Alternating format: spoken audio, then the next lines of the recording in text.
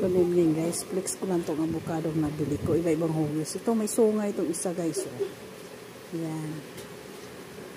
Ito, formang isda itong isa. Yan, yan. Gumagalaw-galaw formang isda. Ito may sungay, oh, tinan mo. Oh. Ito, formang isda sila. May mga hugis siya, ano. Yan, nabili ko lang ngayon yan guys. Ang pangit itong isa kasi may sungay. Kapag natin guys, tingnan nyo mabuti guys. Ayan o. Oh. Diba? Kasaba ng uso. Ayan. Ayan. No, ano sa tingin nyo dito guys? Hugis aso. Ayan.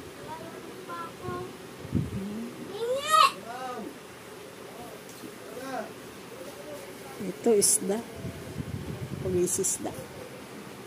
Yan, isda.